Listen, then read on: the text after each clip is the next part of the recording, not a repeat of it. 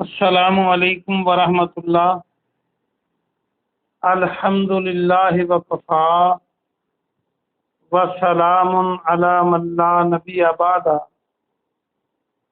اللہ مہربان کے فضل و کرم سے ہمارا آج کا سبق سورہ النساء کی آیت نمبر 127 اور 128 ہوگا انشاءاللہ۔ قرآن پاک کھول لیجئے۔ اعوذ باللہ من الشیطان الرجیم، بسم اللہ الرحمن الرحیم۔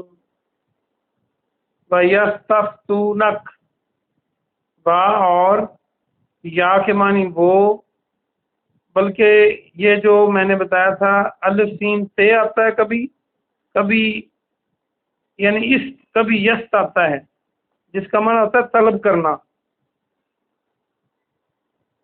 اور یہ یا جو ہے اس کا معنی وہ۔ یستفتونکا آخری کا ضمیر ہے آپ سے، اور جو واو نون ہے کاف سے پہلے یہ جمع کی علامت ہے، تو جو بچے الفاظ اس میں حروف فا اور تا بچا، تو جو اردو کا لفظ فتویٰ ہے، فے تے واو چھوٹی یہ اور کھڑا زب الف اوپر، فتویٰ یا مفتی فتویٰ دینے والا، تو یہ لفظ بنیں گے تو اس کا معنی بنے گا یستفتونک، وہ سب آپ سے فتویٰ مانگتے ہیں، وہ سب آپ سے فتویٰ طلب کرتے ہیں، وہ سب آپ سے پوچھتے ہیں۔ فی النساء، عورتوں کے بارے میں، سورہ نساء آپ پڑھ رہے ہیں تو اس کا معنی عورتیں۔ قل اللہ، آپ کہہ دیں اللہ سبحانہ و تعالی، یفتیکم، تمہیں فتویٰ دیتا ہے، تمہیں حکم دیتا ہے، فیہن، ان کے بارے میں، یعنی مؤنث کا صیغہ ہے تو عورتوں کے بارے میں، وما، اور جو، یتلا، تلاوت کیا جاتا ہے، پڑھا جاتا ہے، یہ لفظ آپ پہلے پڑھ چکے ہیں۔ تیل عام اس کے اندر موجود ہے، واؤ تے آگے لگا دیں، تلاوت بن جائے گا، جو ہم قرآن کی تلاوت کرتے ہیں۔ یتلا، پڑھا جاتا ہے، علیکم، تم پر، فی الکتاب، کتاب میں، فی یتامی النساء، فی میں، یتامہ یتیم، النساء یتیم عورتیں، یتیم عورتوں کے بارے میں، التی لا توتونہن، التی جو، لا نہیں، توتونہن، ہنہ مؤنث کا صیغہ ہے تو پہلا تا کے معنی تم، جو واو نون ہے ہنہ سے پہلے وہ جمع کی علامت ہے، تو وہی آپ پہلے پڑھ چکے ہیں۔ توتونہن، تم ان کو دیتے ہو، عطا کرتے ہو، دیتے ہو، ما کتبہ، جو لکھا گیا ہے، جو مقرر کیا گیا ہے، لہن، ان کے لیے، اور ترغبون، تم رغبت رکھتے ہو، ترغبون کو دیکھیں تو تا کے معنی تم، واو نون آخری جمع کی علامت، اور را غین با بچا تو رغبت یا ترغیب بھی ہم کہتے ہیں اردو میں، یہ لفظ بنیں گے یہاں۔ ان کے، تن کے، ہن، کہ تم ان سے نکاح کر لو، والمستضعفین، یہ آپ پہلے بھی پڑھ چکے ہیں، ضعیف سے میں نے بتایا تھا، زواد عین فیس کے درمیان میں موجود ہے، اور سب ضعیف، بے بس، کمزور، من الولدان، بچوں میں سے، ولدان کو آپ دیکھیں تو واو لام دال اس میں موجود ہے۔ وعن، اور یہ کہ تقوموا، تم قائم کرو، تقوموا کو دیکھیں تو کاف اور میم اس میں موجود ہے، تو قائم اس سے اردو کا لفظ ہم بنا سکتے ہیں، یا قیام بھی بن سکتا ہے۔ लिल-यतामा यतीमों के बारे में, बिलकिस्त इंसाफ पर, वमा और जो, तफ़अलू तुम सब करोगे, मिन खैर भलाई से, फ़इन्नल्लाह तो बेशक अल्लाह, काना है बिही इसको, अलीमा जानना, इल्म से है, ऐन लाम मीम खूब जानने वाला। लंबी आयत है, इसका बा मुहावरा तर्जुमा सुन लें। अल्लाह फरमाता है मोहम्मद सल्लल्लाहु अलैहि वसल्लम को मुखातब करके, वो आपसे औरतों के बारे में फतवा पूछते हैं, औरतों के बारे में हुक्म पूछते हैं। यहाँ औरतों से मुराद यतीम औरतें, ब्रैकेट में यतीम करने। आप कह दें कि तुम्हें अल्लाह हुक्म देता है इन औरतों के बारे में जो तुम पर किताब में पढ़ा जाता है, यानी जो किताब में तुम पर तिलावत की जाती है वही हुक्म है। इन यतीम औरतों के बारे में जिनको तुम उनके मुकर्रर करदा हकूक नहीं देते हो, उनके लिए तुम रगबत रखते हो कि तुम निकाह कर लो उनसे, और बेचारे छोटे बच्चों के बारे में। और ये भी हुक्म देता है अल्लाह, इसको ब्रैकेट में करें, कि तुम कायम करो यतीमों के बारे में इंसाफ, और जो तुम भलाई के काम करोगे बेशक अल्लाह उसको खूब जानने वाला है। लंबी आयत है, तफसीर में समझ आ जाएगी इंशाअल्लाह। आगे देखें अगली आयत, बस दो ही पढ़ेंगे इंशाअल्लाह। व इन इम्रातुन, और अगर, इन अगर, व इन इम्रातुन कोई औरत, खाफत खौफ खाए, डरे, खाफत मिन बालिहा अपने खामन से, नुशूजन ज्यादती पर नया लफ्ज है, याद कर लें नुशूजन, औ एराजन या बेरुखी पर, एराज करना आंखें फेर लेना, चश्म पोशी करना, बेरुखी करना।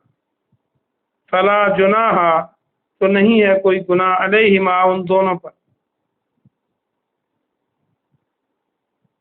अन युस्लिहा कि वो दोनों सुलह कर लें, बैनहुमा अपने दरमियान, सुलहा कोई सुलह, व सुलह और सुलह खैर अच्छी चीज है, बेहतर है। व ओज़रत और हाजिर की गई हैं, ओज़रत को देखें ता तो मुअन्नस की लामत है, और हाज वाद रा इसमें मौजूद है, तो हाजिर उर्दू का लफ्ज बन सकता है।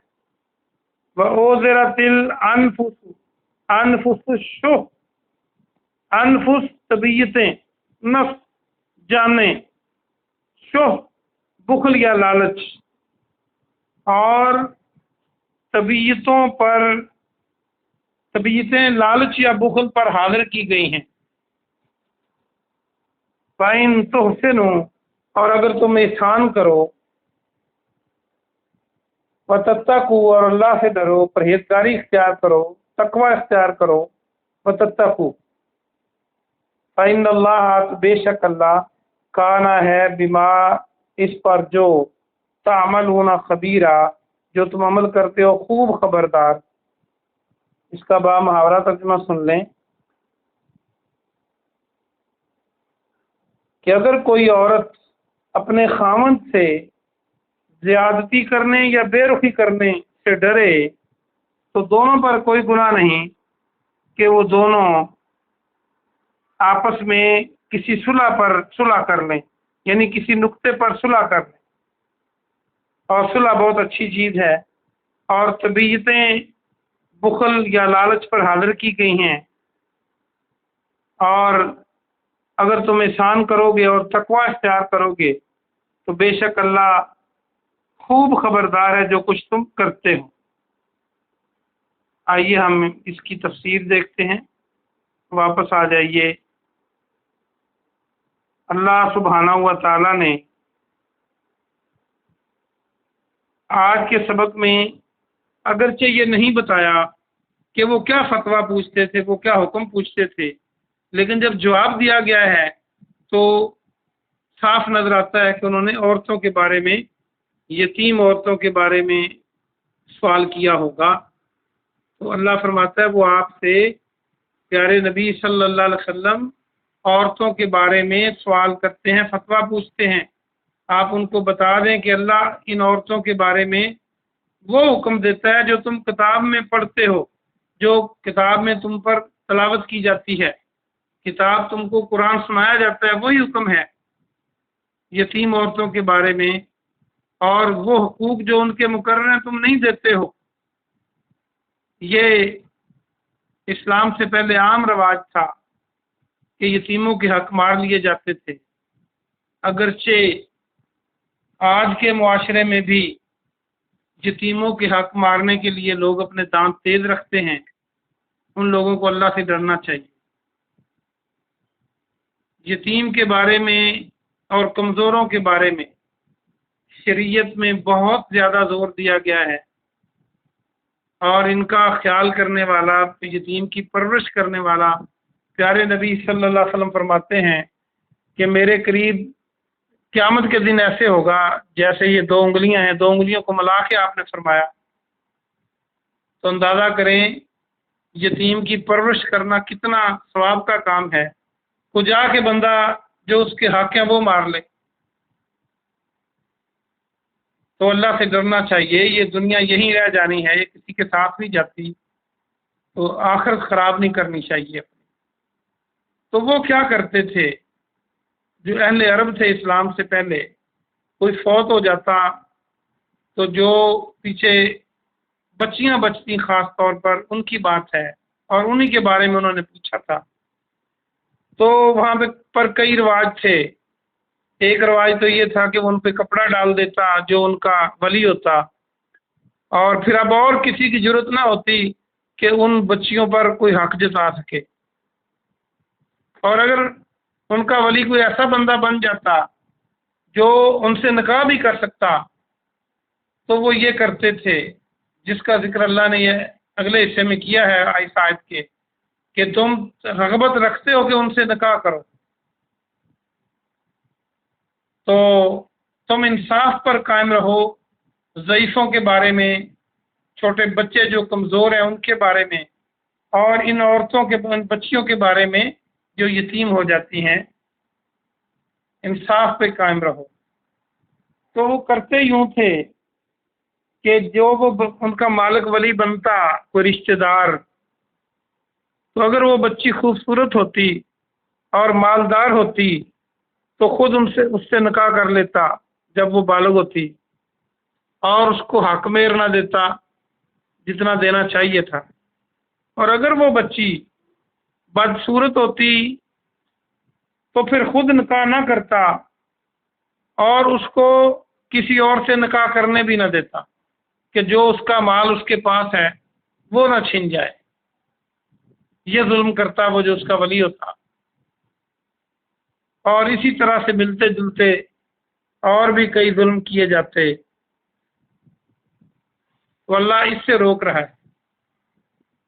اس کا لب لباب یہ ہے کہ اگر تم یتیموں کی پرورش اپنی جیب سے نہیں کر سکتے تو ان کے حق تو نہ مارو، ان بچیوں کو اپنی بیٹیوں کی طرح سمجھو، اور اللہ سے اجر پاؤ گے۔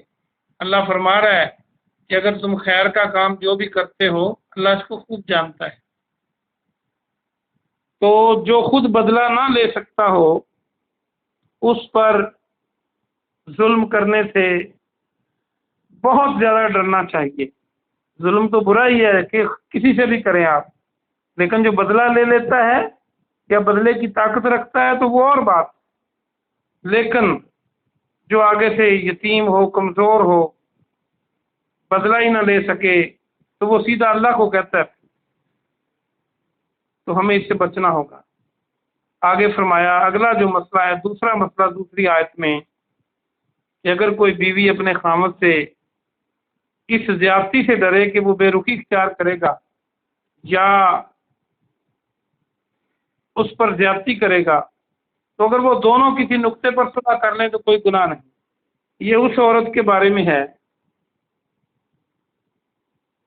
جس عورت کی موجودگی میں خاوند کو دوسرا نکاح کر لیتا ہے، اور یہ پہلی بیوی یا تو بوڑھی ہے یا خوبصورت نہیں ہے، یا اس کی دلچسپی کسی اور وجہ سے ختم ہو گئی ہے۔ بعض اوقات عورتیں بد زبان ہوتی ہیں، تو خاوند کی دلچسپی ختم ہو گئی ہے اور اس نے ایک اور شادی کر لی ہے یا اور شادیاں کر لی ہیں، تو اب اس کو ڈر ہے کہ مجھے طلاق نہ دے دے، یا ایسا نہ ہو کہ مجھے بیوی تو بنائے رکھے لیکن بس نام کی بیوی ہو، زیادتی ظلم اور اعراض نہ کرے بہت زیادہ۔ تو اللہ کہتا ہے کہ اگر تم اس پہ دونوں صلح کر لو، کچھ لے دے کے صلح کر لو، لینے دینے سے مراد یہ ہے کہ وہ عورت اسی پہ صبر کرے جتنا وہ اس کا خیال کر رہا ہے، اور اپنی باری اور اپنے کچھ حقوق دوسری خاتون کو دے دے، تو اللہ کہتا ہے یہ جائز ہے، ایسی صلح ہو سکتی ہے۔ لیکن یہاں پر یہ یاد رہے کہ خاوند کو حق نہیں ہے کہ وہ اس طرح کرے، اس کو چاہیے کہ وہ برابر کا سلوک کرے، لیکن دل اللہ کے اختیار میں ہوتے ہیں اور دل پر کسی کا بس بھی نہیں ہوتا۔ اگر ایک بیوی اچھا نہیں سمجھتی، اس کی زبان دراز ہے یا اس کی عمر زیادہ ہو گئی ہے، تو خاوند دوسری جو جوان بیوی ہے اور اس کا خیال بھی زیادہ کرتی ہے، اس کی طرف لامحالہ طور پہ اس کا جھکاؤ ہو جائے گا، لیکن اس کے اخراجات میں، ان کی باریوں میں، ان کے مقام میں نہیں کرنا چاہیے فرق۔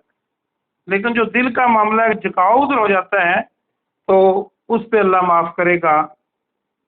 اور اگر یہاں تک معاملہ ہو جائے کہ اسے زیادتی کا ڈر ہو تو کچھ حقوق چھوڑ سکتی ہے، کیونکہ اللہ نے آگے فرما دیا کہ طبیعتوں کو بخل اور لالچ پر پیش کیا گیا، یعنی انسان کے اندر خواہ مرد ہو خواہ عورت ہو، ان کے اندر لالچ تو ہے۔ اور آگے فرما بھی دیا، مذکر کو مخاطب کیا کہ اگر تم احسان کرو گے مردوں کو، خامدوں کو، اور پرہیزگاری اختیار کرو گے تو بے شک اللہ خوب خبردار ہے جو کچھ تم کرتے ہو۔